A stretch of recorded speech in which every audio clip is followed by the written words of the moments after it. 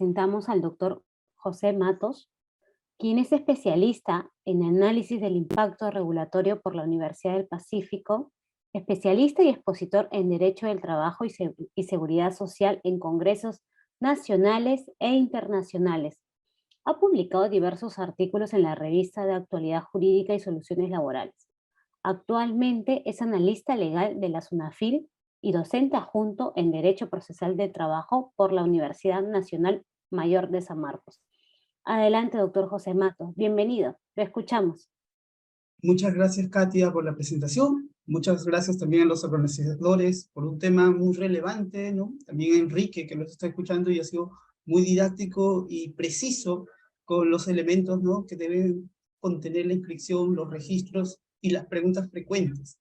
En esta oportunidad se me ha pedido, ¿no?, poder, digamos, conversar un poco referente a los temas que tienen que ver de la Junta de Propietarios y sus implicancias en materia laboral.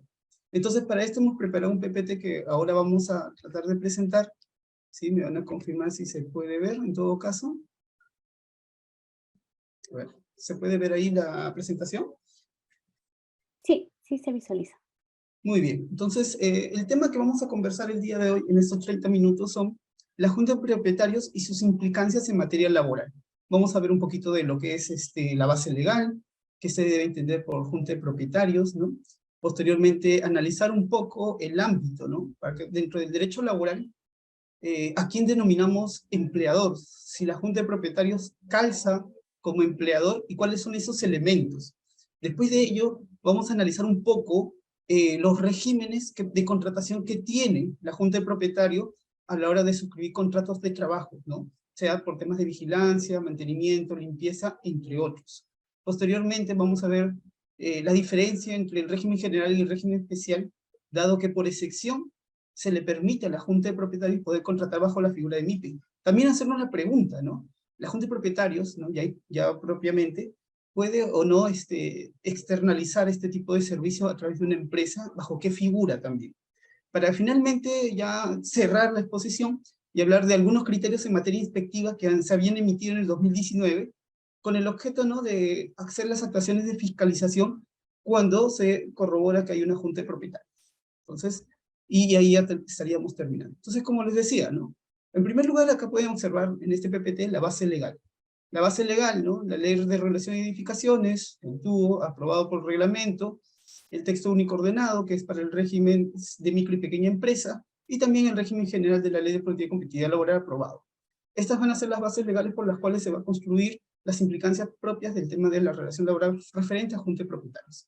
Como muy bien ya en la exposición anterior ya habían definido, ¿no?, qué se debe entender por Junta de Propietarios. Acá también he puesto algunas definiciones para que en todo caso se pueda hacer más didáctico. Y cuando encontrábamos las definiciones tanto legislativa, doctrinal, se puede entender por Junta de Propietarios como un ente no personificado que agrupa a todos los propietarios de las secciones exclusivas de un edificio, teniendo como finalidad conservar, mantener en buenas y óptimas condiciones los bienes y servicios comunes.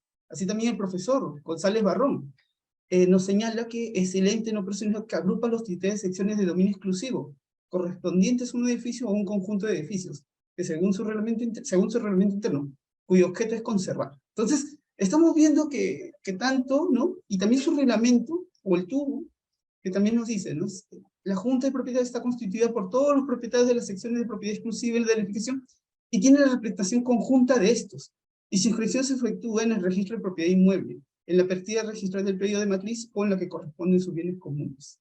Esto es importante, ¿por qué? Porque vamos a entender, ¿no?, que la Junta de Propietarios no es una persona natural, no es una persona jurídica, pero como tal tiene una finalidad y puede estar constituida con un fin de conservar, mantener en ¿no?, las condiciones y los bienes y los servicios de lo que es, ¿no?, propiamente puede ser la propiedad. Ese sí que sería, por ejemplo, un condominio. En el derecho al trabajo es importante tener claro este concepto porque cuando uno analiza la ley, que es el régimen laboral común, se nos dice, ¿no?, el empleador es el que tiene las facultades para normar reglamentariamente las disposiciones laborales, dictar órdenes y también ejecutar las mismas.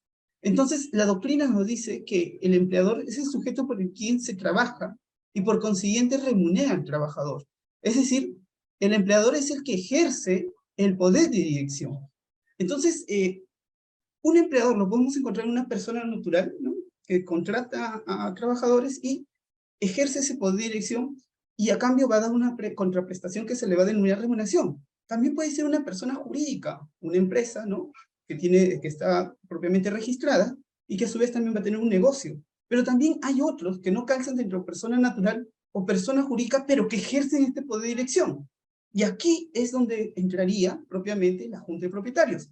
Porque la Junta de Propietarios puede ser un empleador siempre y cuando ejerce el poder de dirección. Eso es lo interesante de la regulación laboral peruana, que al no establecer o no definir quién es empleador, como otras legislaciones sí la tienen, donde dicen que el empleador es la persona natural o jurídica, en nuestro caso no lo han dicho.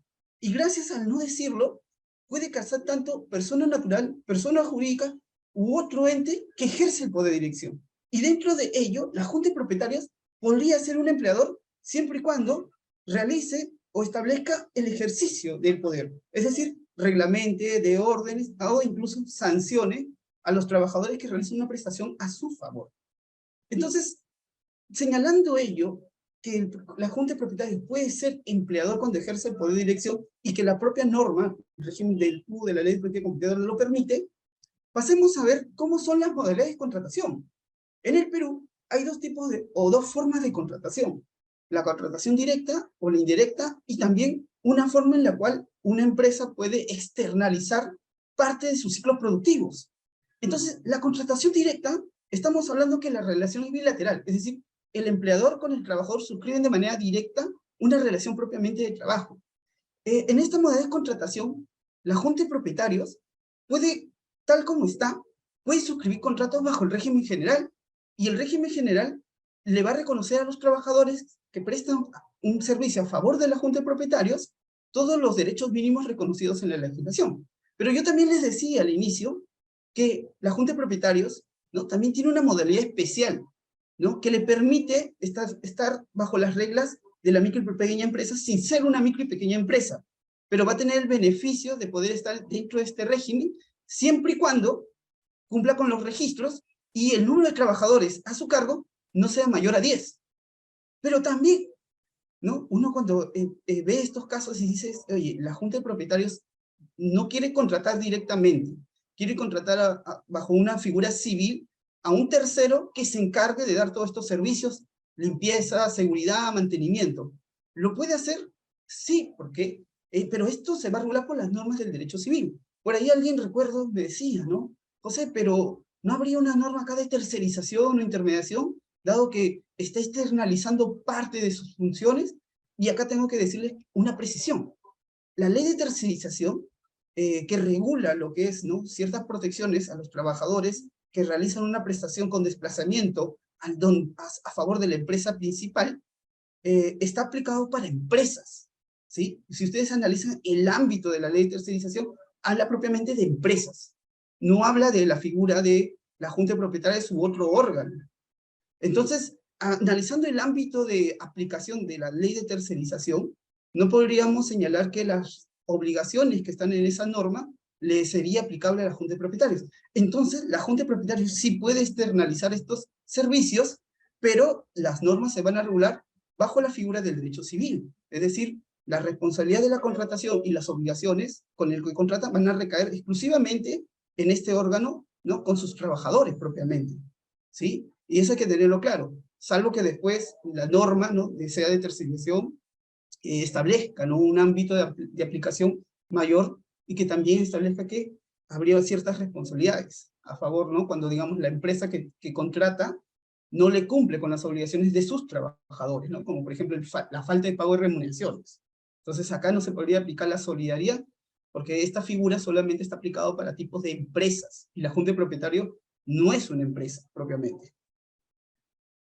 Entonces, observando y entrando un poco en los tipos de contratación, yo les decía que la Junta de Propietarios tiene una contratación bajo régimen general, pero también se cumplen ciertos requisitos de registros, ¿no?, ¿no?, para que pueda inscribirse ante la autoridad de trabajo, puede también establecer un régimen de micro y pequeña empresa. Es decir, no es una micro y pequeña empresa, pero va a tener los beneficios de ese tipo de contratación.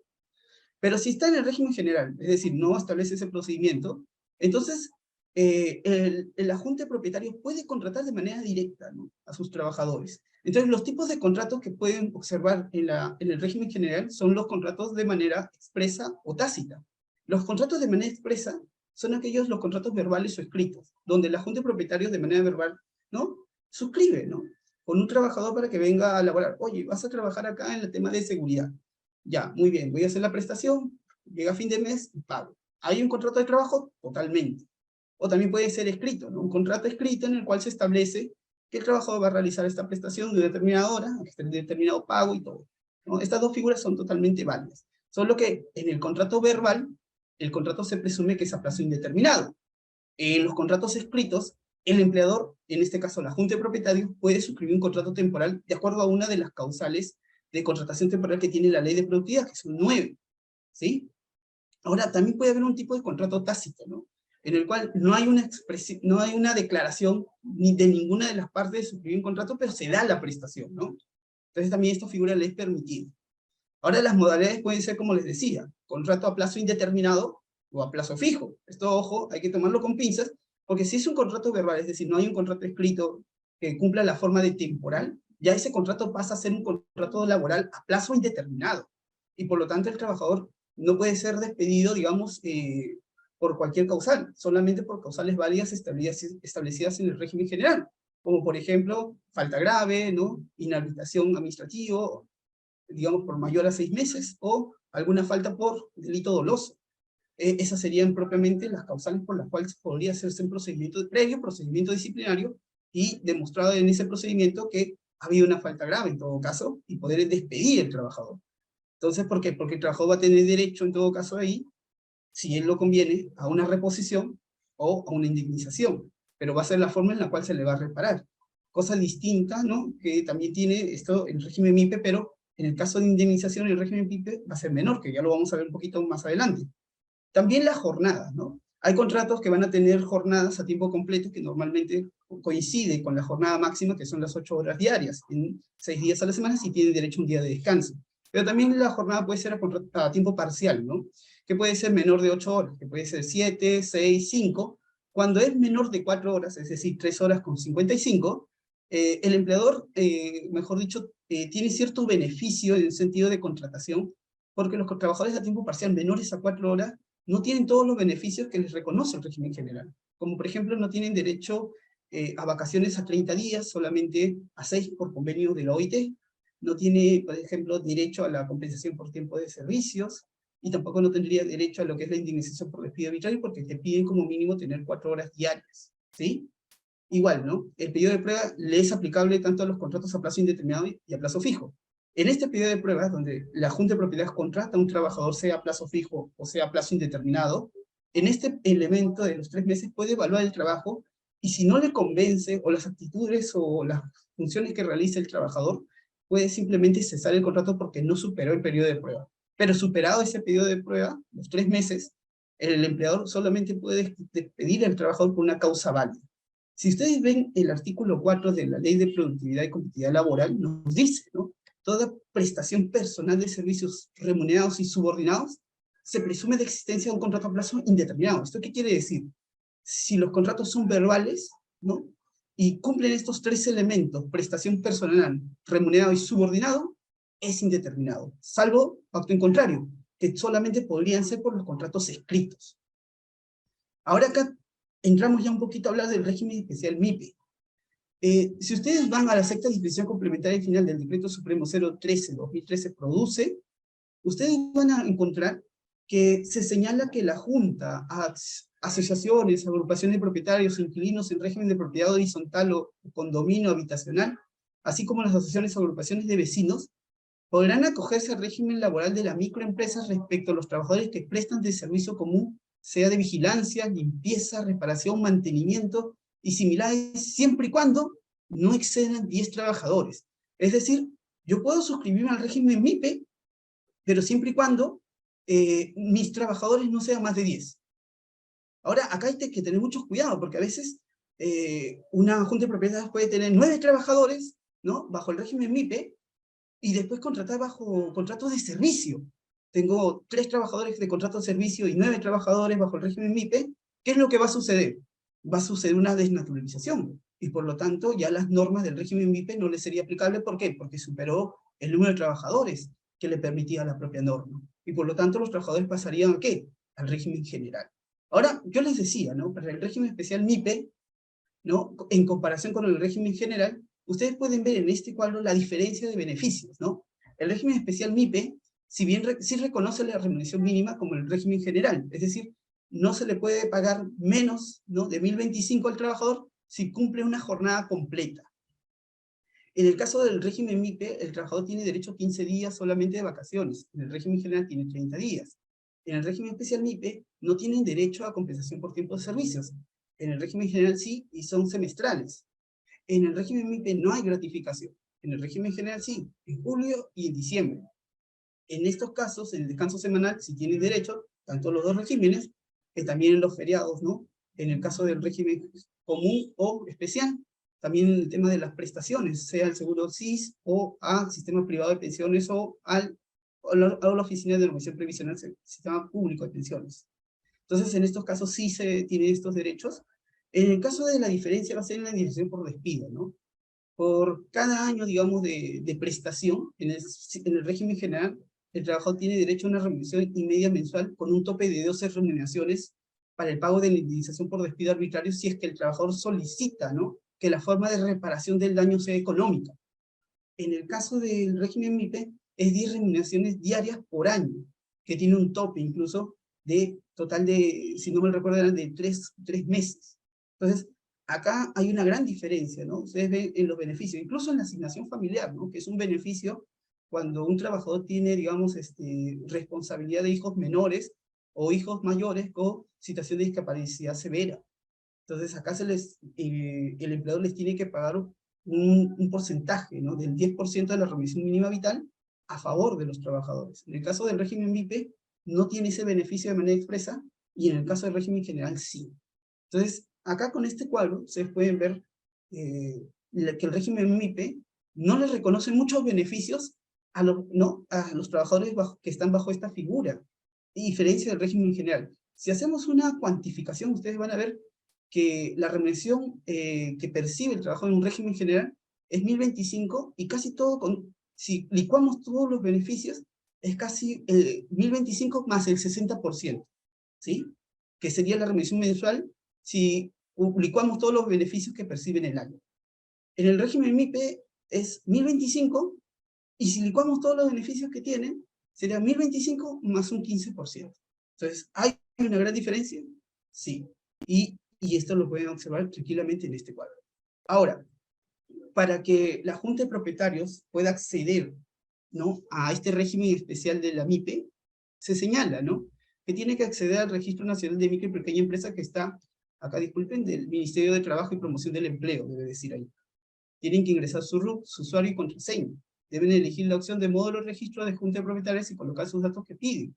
Y también, una vez registrado, la Junta procede a registrar a los trabajadores en el registro IPLAME, y ya es ahí donde está dentro de los beneficios, ¿no?, que le otorga este régimen especial.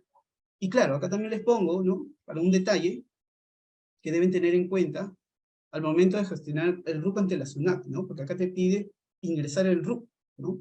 Para adquirir el RUP deben acudir a la SUNAT, y donde deben exhibir el original y presentar la fotocopia simple del Reglamento Interno de Propiedad del Inmueble, inscrito en los registros públicos. Miren lo interesante, ¿no?, de poder registrar a la Junta de Propietarios ante la autoridad. En caso no lo tuvieran, tiene que exhibir el original y presentar fotocopia simple del Reglamento Interno de Propiedad del Inmueble para que pueda para que pueda generar su RUP, y posteriormente pueda hacer este registro ante la autoridad de trabajo. Ahí también les dejo un link, en todo caso, cuando se les pase la presentación, para que ustedes puedan ver, ¿no?, cómo es el registro propiamente para registrar, digamos, la Junta de Propietarios bajo el régimen de micro y pequeña empresa. Y ya para no pasarme ahí terminando, quiero hablar un poco de los criterios, ¿no? Los criterios de inspección. Uno, hay un criterio que salió, que fue muy interesante, la resolución de superintendencia 358-2019 de SUNAFIN, donde dice la inspección de trabajo dirigida a la Junta de Propietarios. Es decir, si la Junta de Propietarios contrata a sus trabajadores, como todo empleador, ¿no?, que puede ser que no cumpla con sus obligaciones, sea en el régimen especial MIPE, o sea en el régimen general, ¿no?, puede haber una fiscalización. Entonces, en este tema, la inspección señaló, ¿no? Si es una denuncia a una junta de propietarios, se dirige una orden de inspección dirigida a los propietarios que integran la junta, en tanto se encuentren identificados. Es decir, ¿por qué es importante tener una junta de propietarios? Porque ellos van a ser los responsables, digamos, de poder absorber las actuaciones de fiscalización, ¿no?, que realice el inspector, y van a tener que poder acreditar que han cumplido con sus obligaciones.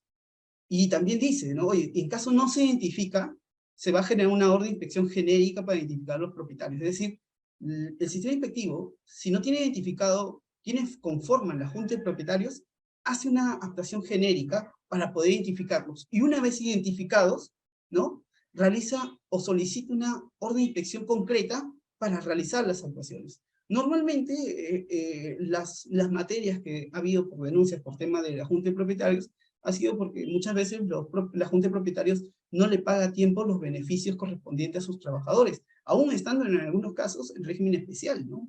Entonces, es importante por eso, ¿no?, tener todo, digamos, por así decirlo, las boletas de pago, un cuaderno de registro de los trabajadores, sus ingresos y salidas, porque muchas veces también ha habido denuncias por las cuales no se les está reconociendo el pago de las horas extras. Entonces, se le puede sancionar a la junta de propietarios si no tiene el registro de ingresos y salidas. ¿Por qué? Porque esa es una falta grave e insubsanable, ¿sí? Y por la cual tiene que tenerlo para poder registrar que los trabajadores están cumpliendo su jornada propiamente. Y ya para ir cerrando, ¿no?, nos pidieron algunas preguntas frecuentes, yo creo que voy a señalar algunas, ¿no?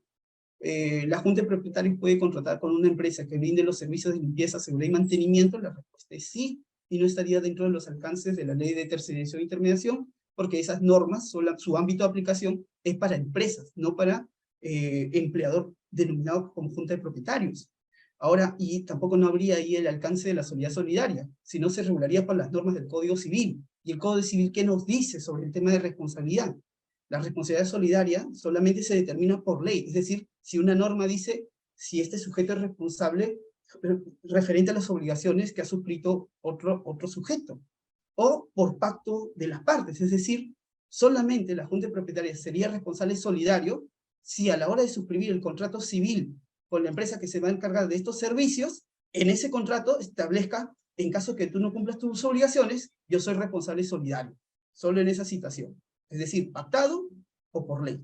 Entonces, ese es uno. Lo otro es que la junta de propietarios como empleador sí puede ser fiscalizado, ¿sí? Y es por eso que la junta de propietarios tiene que llevar un registro de los pagos, de las boletas, del registro de ingresos y salidas. ¿Para qué? Para que cuando haya alguna disposición o una actuación inspectiva, tranquilamente puedan demostrar que se les ha pagado a todos sus trabajadores, sea con contratos a plazo indeterminados o temporales, ¿sí? Y también, la junta de propietarios sí puede contratar trabajadores de manera temporal, pero los tiene que hacer regulando propiamente de acuerdo a la ley. Es decir, por ejemplo, si quiero contratar a alguien para que se encargue, digamos, de todo lo que es el pintado de todo el edificio, ese es un contrato temporal de servicio.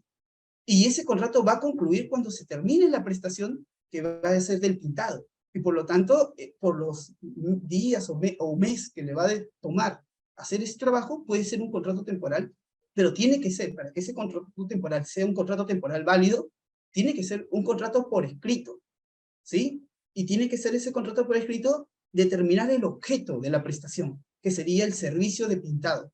Se desnaturaliza ese contrato y pasa a ser indeterminado si posterior concluido la obra, es decir, el servicio de pintado, este trabajador sigue laborando.